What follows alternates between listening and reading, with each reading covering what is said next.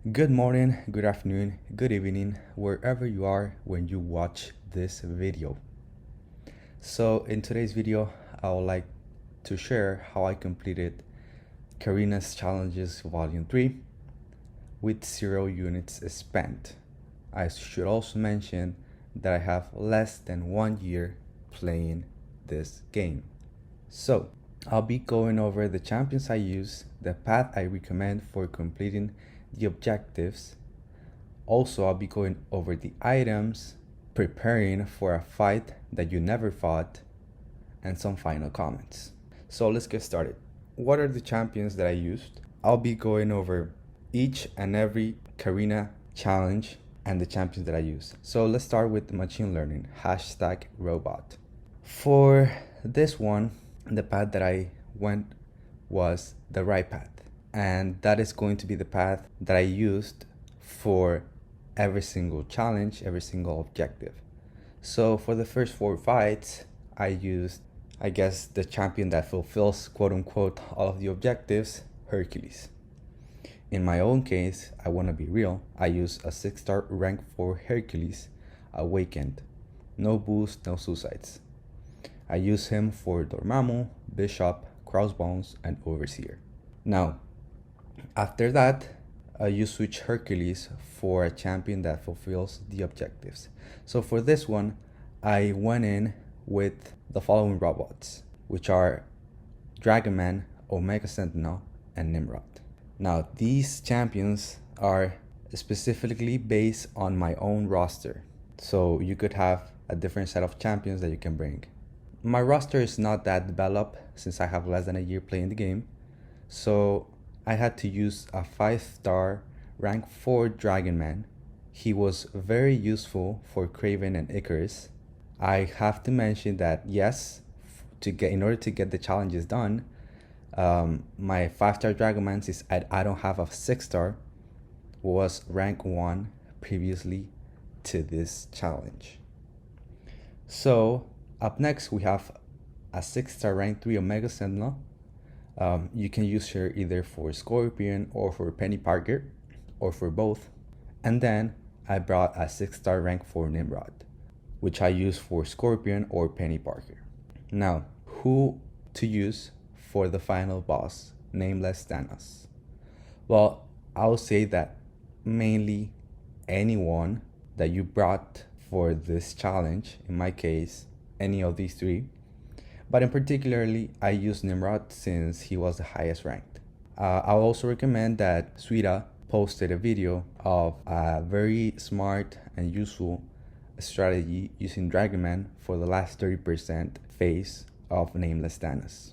Finally, I'd like to talk about a video that I'll be linking down below that you should watch in order to prepare, because I was not ready for any of these fights. So especially taking into account the objectives.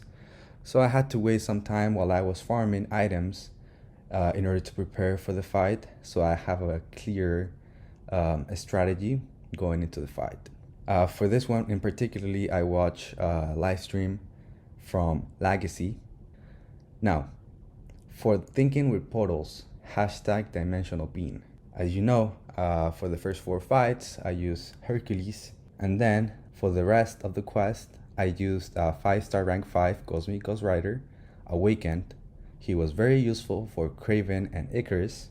Up next, a 6-star rank 3 Cosmic Ghost Rider. This one was not Awakened. 2 Ghost Riders, why not?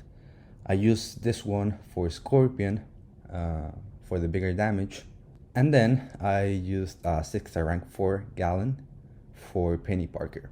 Now, Gallon, I'll strongly recommend the higher version of Gallon that you have. In this case, I ranked for my 6-star Gallon when I got him, but you can watch in my channel when Penny Parker was on the previous iterations of Eternity of Pain. I used my 4-star Gallon and he worked just fine.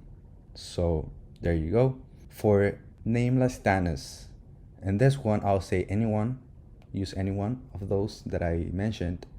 I used Galen and CGR, not one of them in particularly. So for this one, the fights are pretty straightforward, but I did watch the live stream from Karate Mike when he was doing the challenges, so I recommend that. For hashtag Thunderbolt and Band of Mutants hashtag Brotherhood of Mutants, same thing, I use a rank for Hercules for the first 4 fights, and then since I mentioned 2 objectives, I used Juggernaut. And yes, I brought a 4-star rank 1 Juggernaut, which I didn't use, and a 5-star rank 1 Juggernaut, which I didn't use just because I wanted to bring them. And then the one I ended up using, the 6-star rank 3 Juggernaut. I have to mention that my Juggernaut previous to this challenge was rank 1. So yes, I did rank up my Juggernaut, and he was unawakened. I like to save my awakening gems for occasions like this one, so I had to awaken him just to get some of that nullified percentage and to get that free willpower. And yes, since I just brought Juggernaut, I use him for all of the 4 fights and for the final boss. Yes, he's going to be very useful for all of them. I highly recommend for you to watch Legacy's live stream. That helped me out a lot on how to go over each one of these fights. Then we have alternate Avengers hashtag A-Force hashtag Alpha Flight. Same thing, I use a Hercules for the first 4 fights, and then for the rest I used the following: a 5-star rank 4 She-Hulk I used for Icarus, a 6-star rank 1 Scarlet Witch Sigil I use for Kraven and Scorpion. I understand that not many might have her, so I would recommend that instead of bringing Scarlet Witch Sigil, you can go ahead and just bring a regular Scarlet Witch, a 5-star or a 6-star. As you can see, I use some 5 stars here that were not fully maxed just to get the challenges done. And finally, I brought a 6-star rank 3 Guardian, which I use mainly for Penny Parker. And for the final boss, I will recommend anyone, especially if you have them ranked.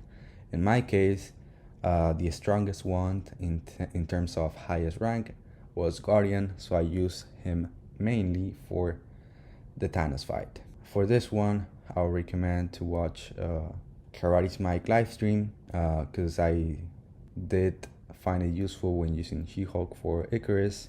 So yes, there you go.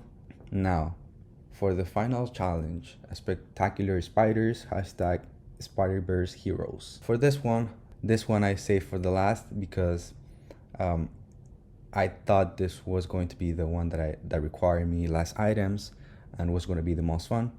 So I used first of all Hercules for the first 4 fights, and then for the rest I used 6-star rank 1 Miles Morales for Kraven and Icarus. Then I used 6-star rank 3 Spider-Man 2099 for one fight that I'll mention later on. And then for the next one we have 6-star rank 3 Spider-Man Stark Enhanced, aka Starky. I use him for Scorpion and Penny Parker. And yes, for the final boss, Nameless Thanos, I use Spider-Man 2099. He is really good. There's a bunch of videos out there where Spider-Man 2099 solos Nameless Thanos. You can watch, comes to mind, Metal Sonic Dude and also Karate Mike. They have solos, and also Legacy that did a very good run with Spider-Man 2099. I personally did not solo this fight, but I got it almost. Unfortunately, I had to finish up with Starkey. Yes, for this one I highly recommend to watch Legacy's live stream because he used the same team and was pretty effective. And yes, I'm recommending to watch all of these videos, these live streams, because they gave me a better understanding of the fight, and that is very helpful when you want to complete these challenges with the less items spent, and also to spend no units. So now that we cover all of the champions that I use and the pads, let's go over to items. So items is a big factor in order to not spend any units. I spent 2.5 weeks farming revives just for this challenges. So where can you farm these items? There's two quests that are very good for these. The first one, where you mainly find revives and from time to time energy refills, is 3.2.6. You just have to, whenever you want to reset the map and there's no more items there, you just have to complete the entire quest, defeating the final boss. If you don't want to reset and just collect the item, just go ahead and fight until you get that item, and then restart and then go to another path until you want to reset the map where you defeat the final boss.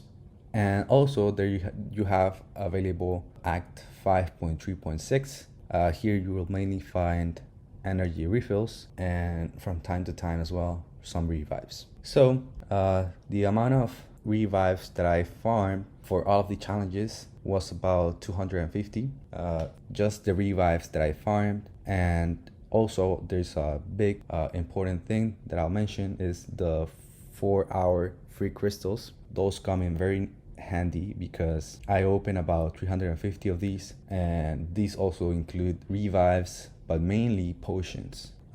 You're gonna need to heal your champions very often, so definitely save those for whenever you need to complete these challenges or whenever there's any future content that will require for you to use a lot of items.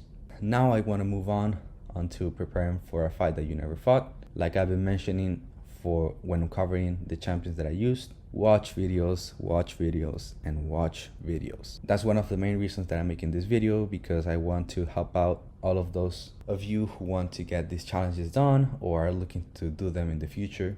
You have to be prepared for the fights in order to save items. That is very crucial and very important, which is why I link down below all the videos that I watch that help me have a clear understanding of the fight before I went into them. Now, there's some final comments I'd like to say.